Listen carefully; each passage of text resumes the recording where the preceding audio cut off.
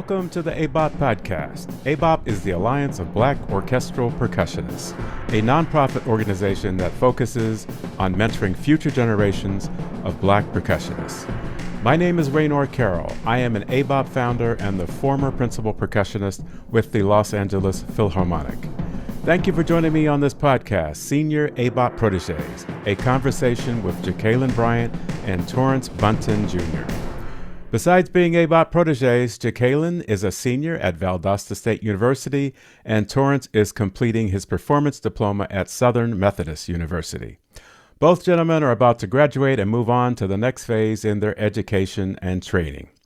Jakalin and Torrance, welcome back to the ABOP Podcast, and congratulations. Thank you. Thank you. So ABOP began almost exactly 5 years ago, and the mentorship program launched in January 2023 with both of you as our first protégés. So let's start our conversation there. Jakalin, what was your focus 3 years ago before joining ABOP?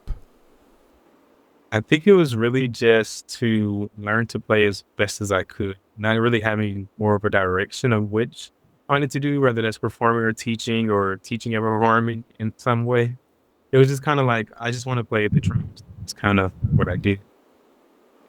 And Torrance, where were you headed in your studies 3 years ago?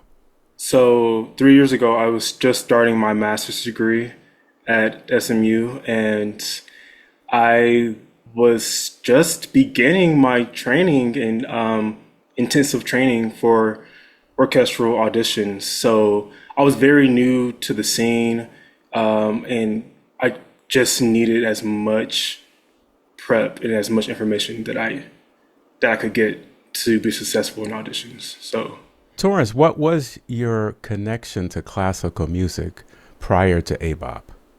So prior to ABOP, I was always in music growing up, and I first actually got started in the church, singing in the choir.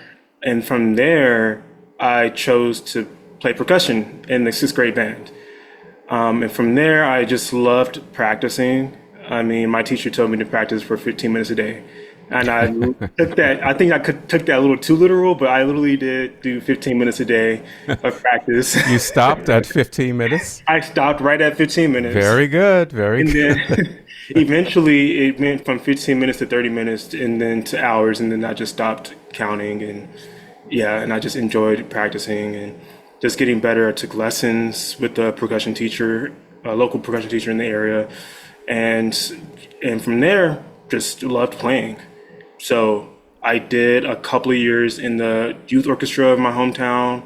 So that was my first orchestral experience on timpani. And yeah, I didn't know that I could do it professionally, but I had a little bit of experience from doing that and doing honor bands. And I just loved everything about percussion. So I just took with it. Jakalin, what was your connection to classical music? I started off, my brother was a percussionist, and I don't think I really passed a percussion test. My brother was a percussionist. My band director kind of let me become percussionist. So that was pretty fun. But I ended up studying with the high school band director, who's also a percussionist. And around the 7th grade, and he kind of got me into just having good hands, rudimental snare drumming. And then we went on to timpani. And I was like, okay. He was telling me, the biggest thing about timpani is, your touch and how you sound on the instrument. And, he told me to watch this guy named Tim Adams. Okay, I'm just going to watch him and see what he does. And then I kind of didn't know that orchestra was a career. So I decided, okay, I want to be orchestral percussionist. As funny as it sounded, but there's no orchestras where I lived. Like there in Middle Georgia, there's nothing orchestra-wise. So as you go to Orlando, but ended up going on to school at Valdosta, and they had an orchestra. And my first, I kind of got thrown to the deep end. My first orchestral experience was playing cymbals for the Dvorak's Carnival Overture. Oh, right. Yeah, that's a good introduction. Yeah. So what were your expectations when you joined ABOP? What were your expectations of ABOP, Torrance?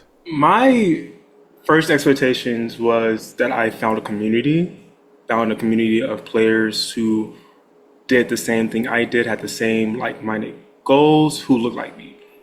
And that was the first thing. That's honestly all I needed. That, and because I mean, I come from an HBCU, and that wasn't common. Like, I was the only one just in the practice room studying excerpts, doing the thing. So I didn't really have anyone that, had that truly in common with me, except for maybe my teacher. But I didn't know there was others until I found ABOP. And and the best expectation was that I knew that I had people that surrounded me that I knew would help me, because I trusted that. Right. And that, I think that matters a lot as musicians. Yeah, I just trusted that. And Jakalin, what were your expectations when you joined ABOP?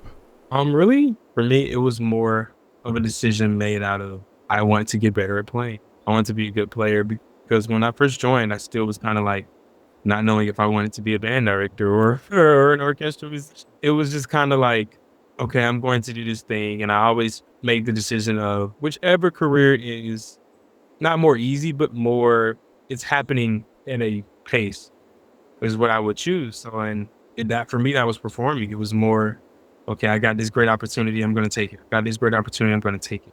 So I stuck with orchestral percussions. Let me ask, how has ABOP affected you, not so much musically, but in your personal growth? I know for me, it's just it's mentorship. It's very much having someone who knows what you need to be doing and tells you that, hey, you need to be doing it. And just there to stick with you. I know, like Torrance, we both took our auditions together. We both, like, during our ABOP in LA experience, we both decided, hey, we're gonna do good at our next level auditions, whether that's for me grad school and for Torrance grad school as well. It was more, okay, we're gonna be a team. And I guess that's what I can say for ABOP is a team. It's a team. We're working to get a goal done. I kind of made it very evident that you want to see more people who look like us there and want to help those people there. And I think that's what it is for me. It's more mentorship. It's more having that guiding hand that, kind of be impossible without. Yeah, for me, there's a lot of things that I learned personally.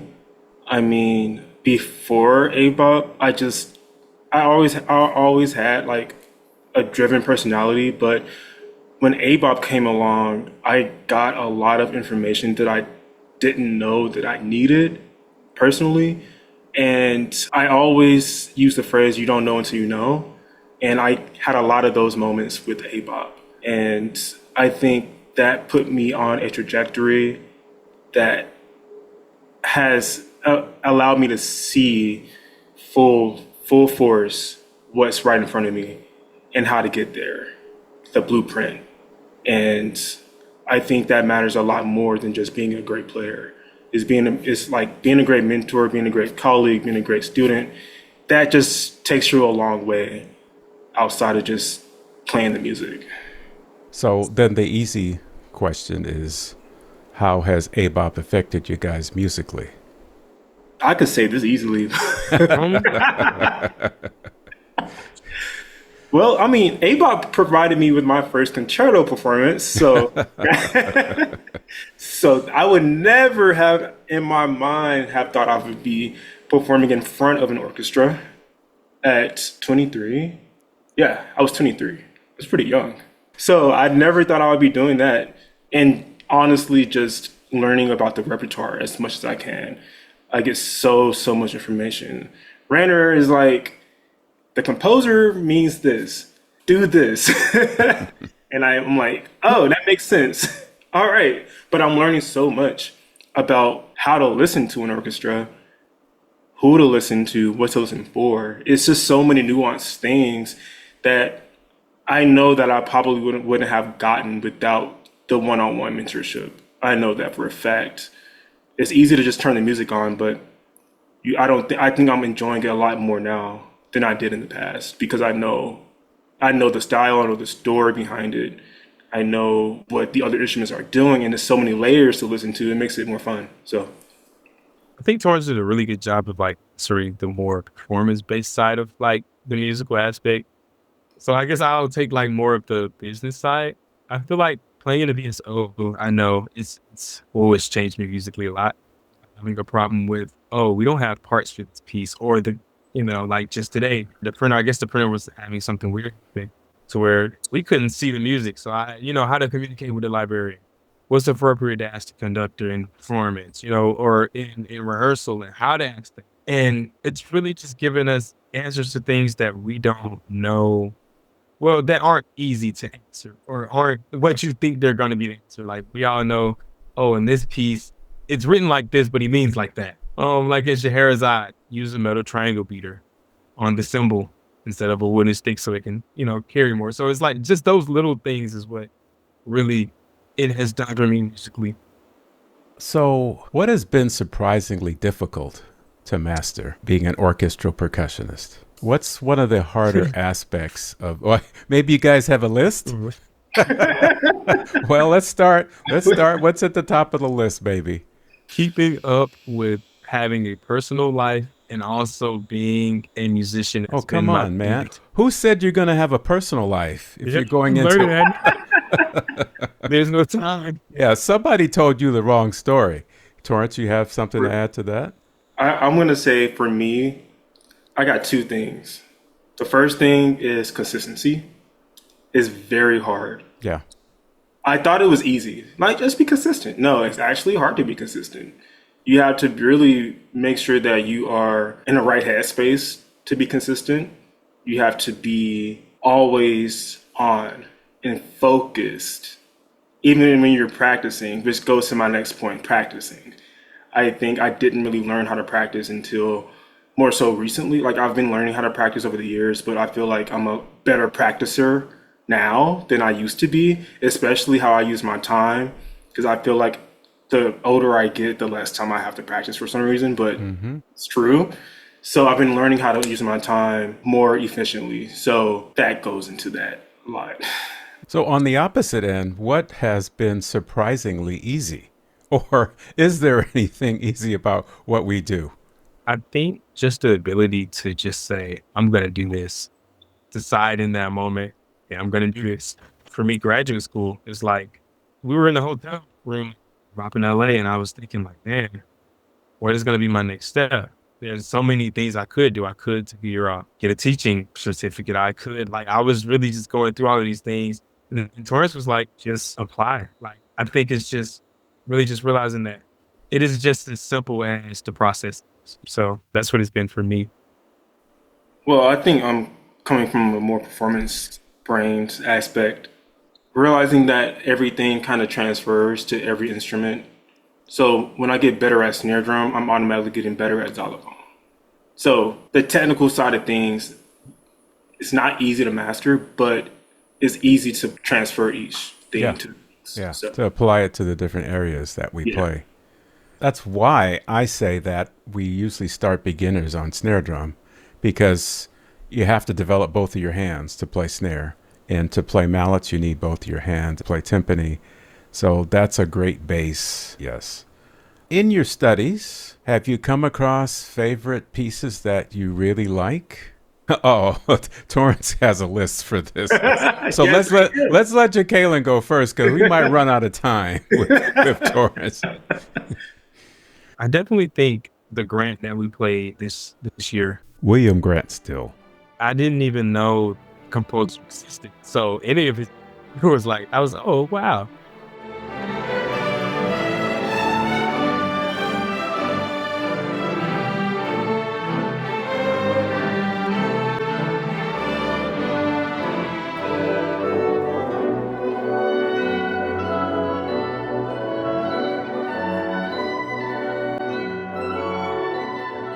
It was very eye-opening to some things. Another thing has been a lot of, being in LA, you're going to run into some type of John Williams, like when we played at the Warner Brothers studio, played a lot of John Williams, and it really opened my eyes to like, this is like, other composers belong to certain countries. This is our composer. This is history being made. We look at Beethoven, that's like 200 years ago. John Williams is still alive. So it was very cool to see that American music alive and well and breathing. It's an actual thing that, to see things pop up on lists now that didn't pop up on lists when I first started playing percussion. So it's just cool to see music scene here is still breathing. So my first symphony I've ever performed is Mahler Symphony number 4. Ah, And it touches me every time I hear it. I mean, it's just, I played triangle on it, and it was like the first time I had ever experienced a triangle part, like in the real orchestral sense. And that was the first piece that like came to my mind, because it wasn't just like me listening to it, but it was like me being in that moment. Like that was the moment when I decided that I wanted to do this for sure. that's a great example. I always remember that triangle part. In particular, for me, the last movement. And I always say, for percussionists, it's easy to tell who's musical and not, because our instruments in general, outside of the keyboard instruments, they're not melodic. So you have to, or you don't have to, but it really shows how musical you can be with a bass drum, a triangle, a tambourine that more or less makes one type of sound. And in that fourth movement of the Mahler, I think the triangle has so much space to be expressive in and enhance the music. So I think that's a great choice.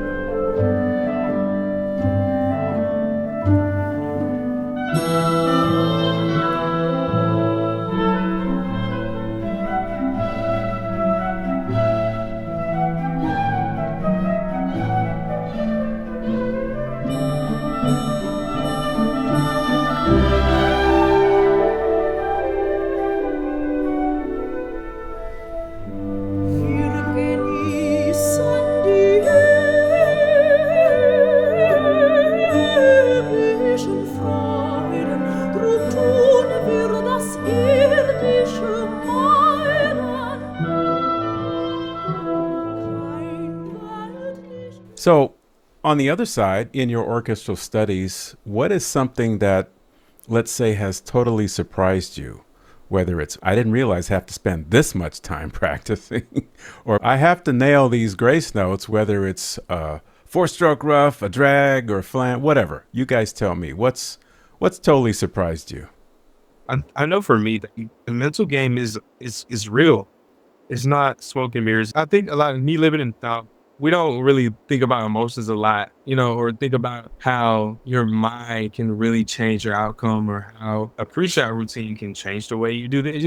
We don't really think about it. Like, I was kind of dismissive at first when I first started, because it was like, we don't really coming from that mindset. But it's like now I realize that, if you're not well organized, if you're not consistent, if you don't map this stuff out, it will consume you quickly. Because if not, if you're being unorganized, you'll figure out, oh, what was I playing 4 years yesterday? That's what it was for me.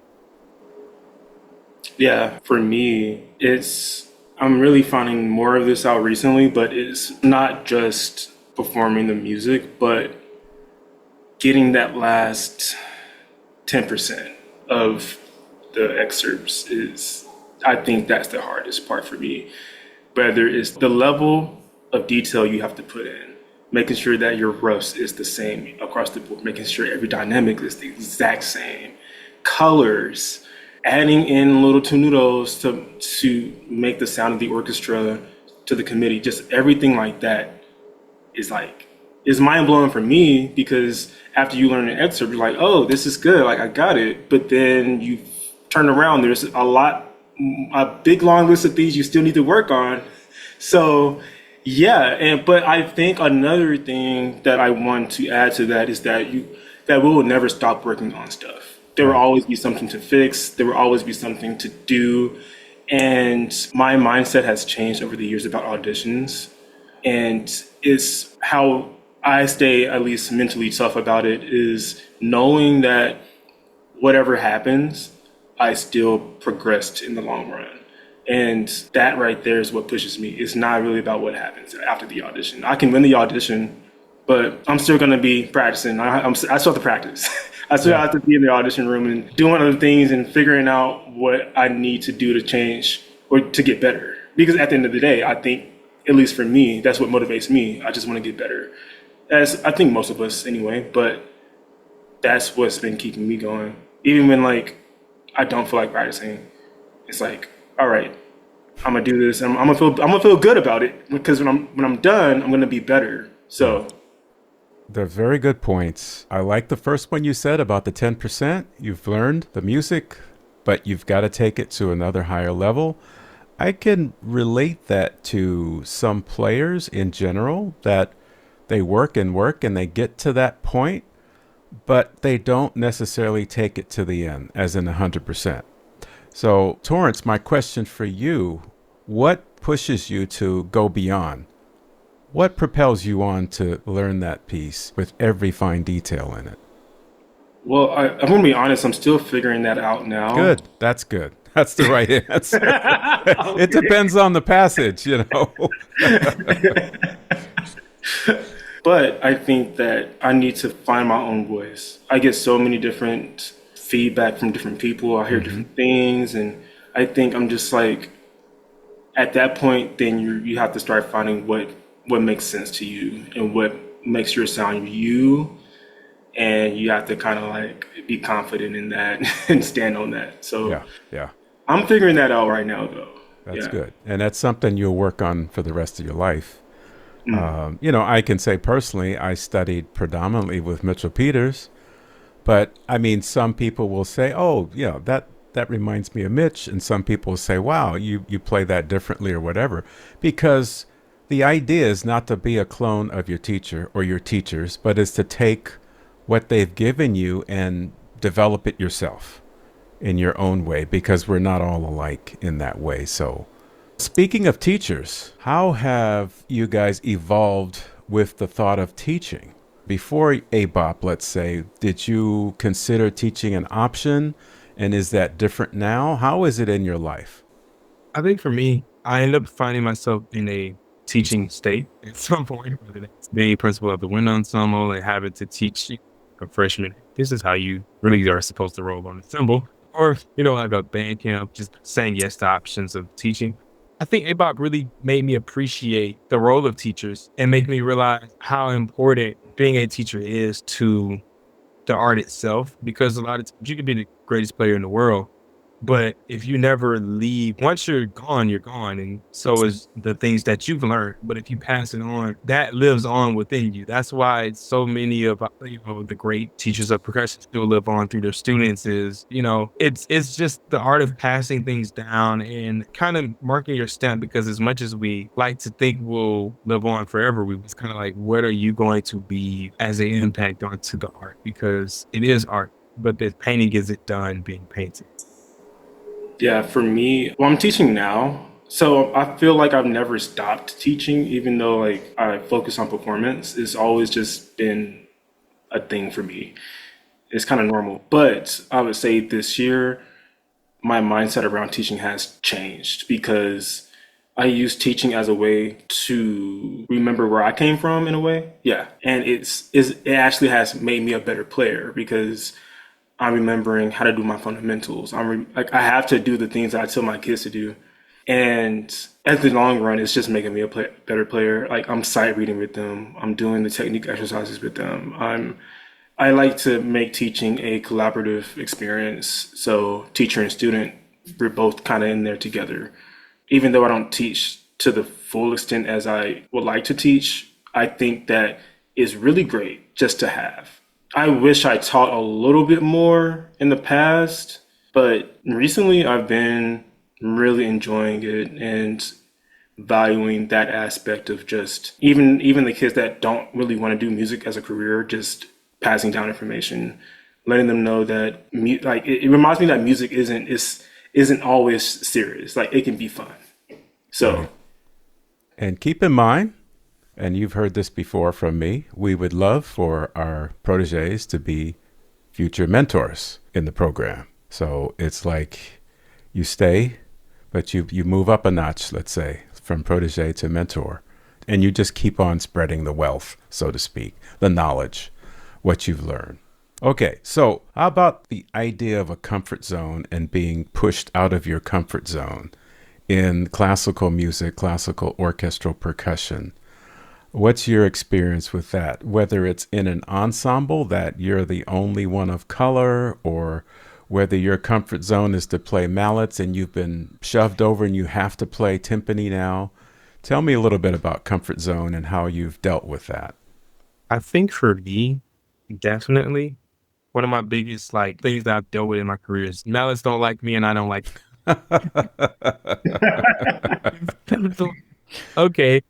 I realized that me conquering my fears could be the difference between job or no job. So it's kind of like pretty like that. It kind of makes sense that I have to really do this thing, and the thing that I've been doing to get over that is kind of just forcing yourself to do it. Like having a routine every morning, doing a green scale, a lesson in the green book a week, and making sure that it's a small, consistent step. I played match grip for like a year straight because I'm predominantly traditional good player, but I played match grip because I knew my hands were very weak in that state. So it's kind of like just doing things and forcing myself to get good at them on the fly.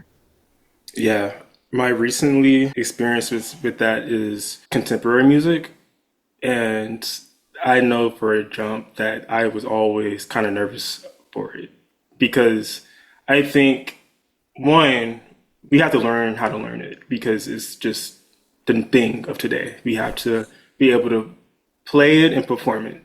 So I took on that of one of a piece, Loops 2 on vibraphone. And it was really hard at first. I can't lie. It was really hard at first because it's a lot of notes and learning the notes and then learning like the style of how to play it on vibraphone was just like, okay, where do I start? And there is a way to learn it. I just had to kind of unlock it, like just unlock it. So once I unlocked it and figured out how to do it, it actually became easier. And it took a while to learn, but it definitely got easier. And now, after doing that, I think that anything that comes on my stand, I don't think I'm nervous of it anymore because I did that.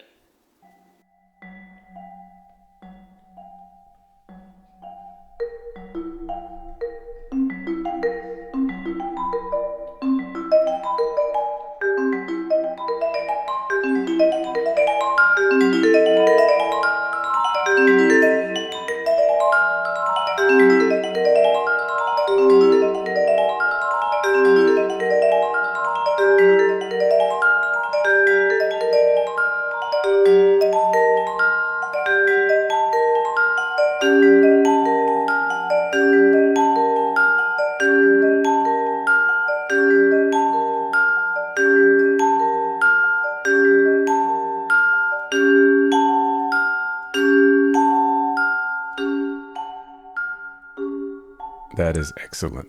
So here's one for you. Last year, we did the Folklife Festival, and we were asked to do some West African drumming, as in drum circles. Not one, not two, but every day we were there. So that's a lot of West African drumming. So to prepare for that, we did a couple of sessions at ABOP in LA, which was the week before. And obviously, this is not the focus of what we do. But what was that experience like for you guys, as in having to sit down and use your hands, more or less, on the djembes, of course, sticks on the dunes? Just in general, what was that experience like for you? Because that's a different thing. I believe neither of you had really studied and played West African drumming before. So what was that like for you, Jakalin? It definitely was a thing of you have to learn how to do this. Now go. I just kind of looked at it like, what if you get asked to play this in a movie scoring session? It's something that's not orchestral, and as orchestral musicians, we get so caught up in I'm practicing Lieutenant Kijé 5 hours a day that we forget that, like, okay, we still make music, we are still musicians. And a part of being a musician is learning new instruments, learning new things that we aren't comfortable with, and just figuring out that process and figuring out, oh, how do I start from scratch? How do I have a good mindset? Because we're obviously at some degree good at what we do, I would hope so. What do you do when you're not good at what you're doing? How is your mind? How do you think about it, First of all, I really enjoyed it. So that's number one, because it brought me off the page. It brought me off of Right. paper. I mean, we get so stuck on looking at the paper. Right. And even in the auditions, I believe, at least for me, that I am doing a better job when I'm memorizing it. When I do something memorized, it's coming from the feel instead of my head, if that makes sense. It's not coming from my head. It's coming from like what I feel. Right. So at least from what I just discovered just now, actually, I think that having that experience made me a better player for stylistic reasons, for rhythm, time, and feel. One more thing I noticed, for example, when I do Delacluse, I noticed that a lot of it has to do with feel. So when I play and I memorize it and I played it, memorized, it just, for some reason, it's better. I don't know what that phenomenon is, but yeah.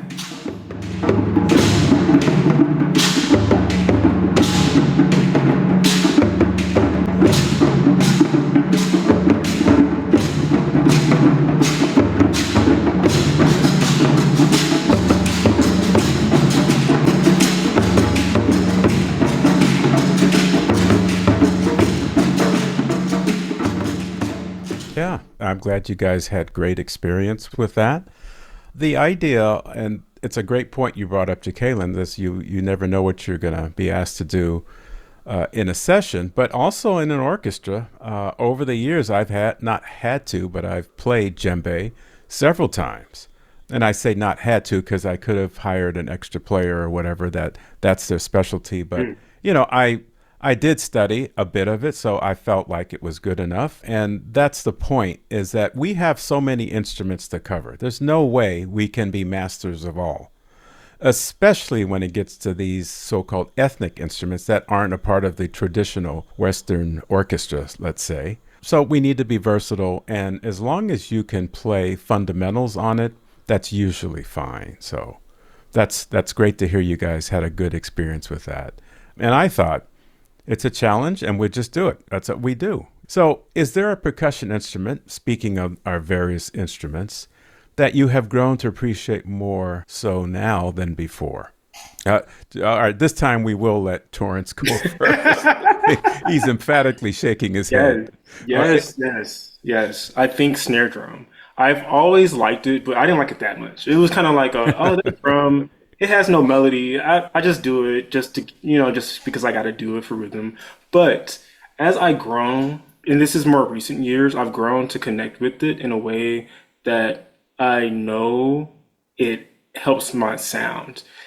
I don't know. It feels, when I play, it just feels good. It opens up my wrists, my arms, my fingers. So like my entire body is warmed up for every instrument. So I'm warming up with snare drum or a pad first before I do anything. Even before I play symphony, I'm doing that. I can manipulate the drum with my fingers and my hands to make it sound musical. Yes. And in recent years, I've learned how to be more musical on snare drum. And I just, I don't know, I love that sound. More of a musical, orchestral, rooted sound on snare drum. No, I'm not, I love rudimental snare drum too. It's fun. It's definitely fun, but I think I come from more of the musical side of it and making it, how can I make this drum sing? And that is what has caught my attention for sure. Yeah, and that's amazing. I agree, because you hit a snare drum, it goes that. Now, how can you make that sing? That's a fantastic answer. I really appreciate that. Jakalin, which instrument have you grown to really appreciate a lot more than, say, prior? When I first got here, I know my high school didn't have a vibraphone. So it was kind of like an instrument I was not as familiar with. I knew like a piano, so I knew how to play it, but I didn't know all the things that, went with it. So I was looking for music my junior year, and I said, well, I should probably at least play the vibraphone. And we all know Bob Baker for his xylophone rags, but I don't think we know him more for his chamber music. And I ended up finding a piece, Prisoners of Factory, and it was a hard vibe part. Like, well, I guess I'll play this. pretty cool. And I ended up like really learning it. And it was the first like really hard mallet piece that I learned, because I'm not predominantly a mallet player. So it's kind of like, oh, this can be cool. This can be fun. Just the work ethic of going at it every day in that small practice room on the cyber 6 a.m. before my 8 a.m. class. It was kind of like, I'm learning so much from this instrument, and there's not a lot of serious rep for it. So I think that's one instrument that I want to help develop as a player is the vibraphone. So Here's our one or the other question for you. Is your preference to practice or to perform? If you had to pick one, what do you prefer to do? I don't know if this is a tricky question. Wait. I think for me, I'm starting to, just because I'm doing it so much now, I'm really starting to really like performing more than practicing. Sounds crazy. I guess because I'm doing it so much right now, it's like, this is not that bad. It's like, okay, if I know I have a rehearsal, if I can't if I can't obviously learn a part super far ahead, it's like, oh, how can I put myself to where the rehearsal is the performance? You know what I mean? So I think it's just more like, how can I portray myself the best way at this rehearsal in the morning or at this performance next weekend, This is a very hard question for me. My relationship with both changes, it fluctuates depending on what I'm doing. I mean, right now I'm currently in audition season doing auditions, so I'm practicing a ton. Not necessarily to perform, but I don't know. It's interesting. I really like practicing though. I mean, my relationship with practicing has changed a lot over the year, and it's more about I just love getting better at my instrument. And because of that, I'm able to show it through performance, whether that's a recital or an orchestra concert. But on the flip side of things, when I'm practicing, I like to also practice as if someone's watching me because it allows me to focus. It allows me to be in a mindset to where when I do perform, it doesn't feel any different. So with that being said, I think I really like to practice. Yeah. There's no right answer. Obviously, we spend a lot more time solo with our instrument than we do performing. I mean, there are always exceptions. There's some people that's almost all they do and they rarely rehearse. But at a young stage in your career, you're going to spend way more, I would say, in a practice room than you do on stage. So, and I think it's a good thing because you learn about your instrument. You begin to bond with your instrument. And I think, use it as an example, Torrance, for you, you probably didn't spend that much time on snare drum prior, but since you've been focusing and you're spending more time, it's like you've made this realization, oh, this instrument's pretty cool. It's just like meeting somebody that you don't know well. You have to spend time with them to get to know what they're about, and they need to spend time with you to get to know what you're about, and then the relationship goes from there. But at first, it might be, no, I have nothing interested with that person, or this drum is just a drum to me. I don't particularly care. It's not bad, but I just don't particularly care for it.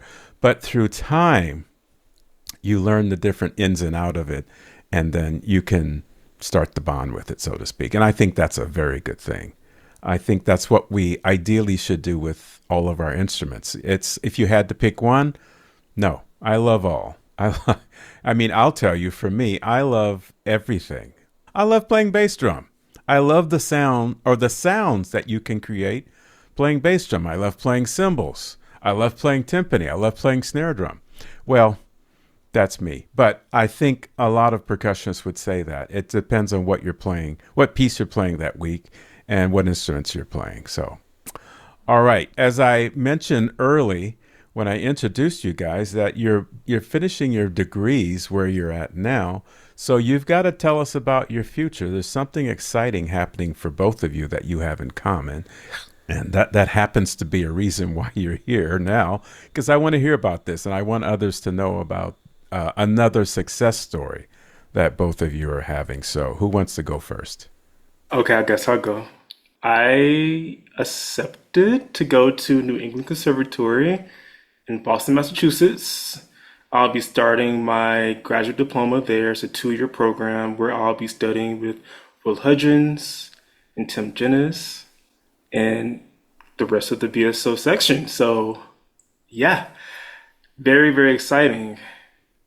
Fantastic. And I think you had told me that this was an early goal for you years ago. Well, one thing about me, I've always wanted to study at a very intensive school Mm, because I've always felt like I needed the challenge to do that. But I think it was more of a matter of time. I've had to, well, one thing that I got from SMU is that I got a lot of the early foundational things that I really, really needed. Now that I feel like I have that now, I think that going into a new realm, like such as Boston, will allow me to develop a new sense of musicianship within myself that I probably haven't unlocked yet. So I don't know what that is, but I've lived in the southern region of the country forever. I mean, I've never left, but there's something special about living in a city where classical music is the norm.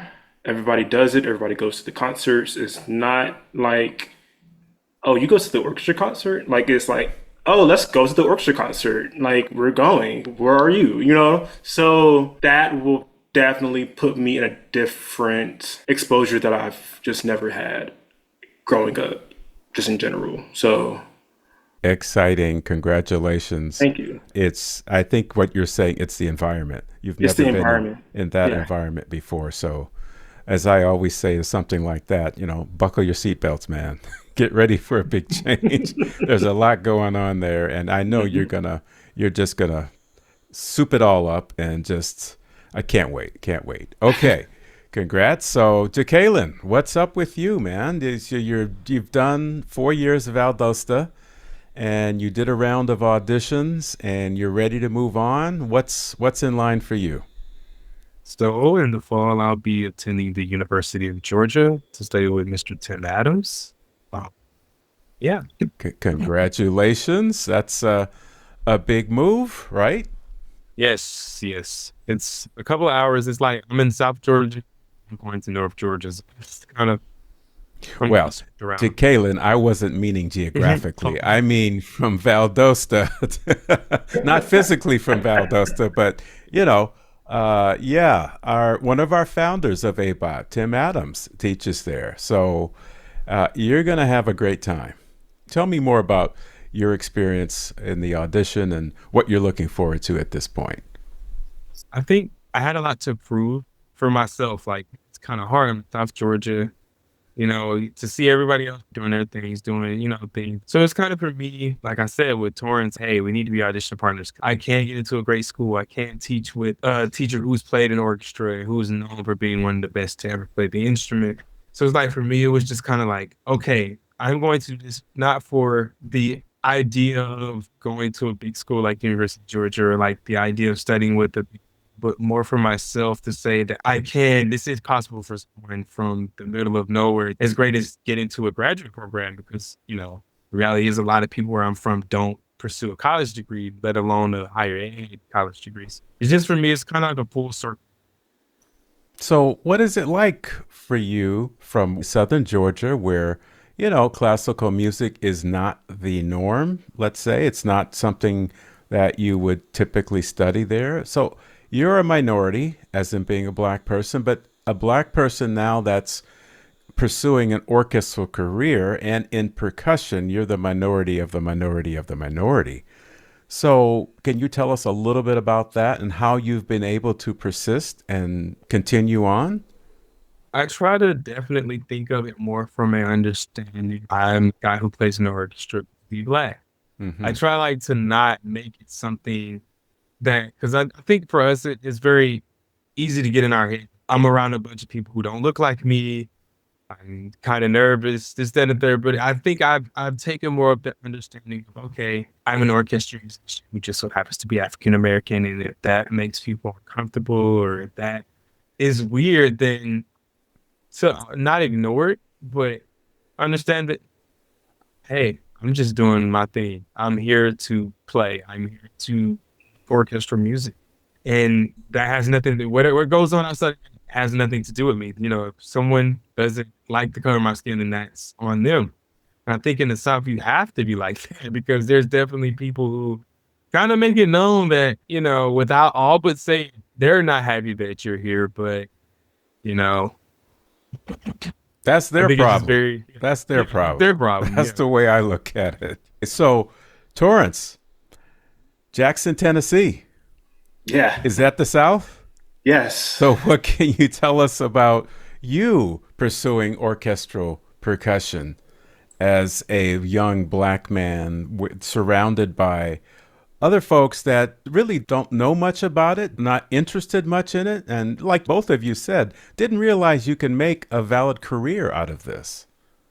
Yeah, I think the biggest point for me is that I have supportive parents, even if they don't fully understand what I'm doing. They know that I'm doing something that I love to do, and Right. I really try to lean into that love of music that I have for it. That's what's pushing me every single day. I believe in myself that I know this music. I'm not just coming in here blindsided, like I know what I'm doing. And I've built up that confidence to know that I'm not a stranger to this. And at first it can kind of feel like imposter syndrome, like, oh, like I'm the only one here, like, you know, but I've had to overcome that through a lot of work, through a lot of just talking with myself, being able to put myself in rooms that I never thought I would be in, and recognize, fully recognize that I do belong here, and that I'm doing the work, and no one can take that from me at all. So I lean into that a lot. Yes. Well, gentlemen, well said. And Jakalin and Torrance, it's great to hear your journeys, not just in music, but in life. And I'm sure you are role models to your peers and to younger generations that are following and creating their own paths in life. So keep it going, keep doing it, survive the tough times, and relish the support you have around you. So a big, strong congratulations from ABOP to you two young men. You're doing a fantastic job, and keep it going. Thank you. Thank you so much. That concludes this episode. I hope you enjoyed our discussion. A special thank you to our protégés, Jakalin and Torrance. Please consider donating to this nonprofit, ABOP. Your contributions are tax deductible and any amount is welcome. Please check out our website at www.abop.us for information on how you can contribute. We would love to add you to our list of supporters and sponsors of our mentorship program. This growing list includes the Smithsonian Folklife Festival, the Ella Fitzgerald Charitable Foundation, Black Swamp Percussion, Cooperman, Freer Percussion, Innovative Percussion, In Sound Mallets, Majestic Percussion, Marimba One, Malatech, Remo, Sabian, Vic Firth, and Zildjian. Please follow our podcast and spread the word about ABOP. We greatly appreciate your support. I am Raynor Carroll, and we are the Alliance of Black Orchestral Percussionists, ABOP. Thank you for listening.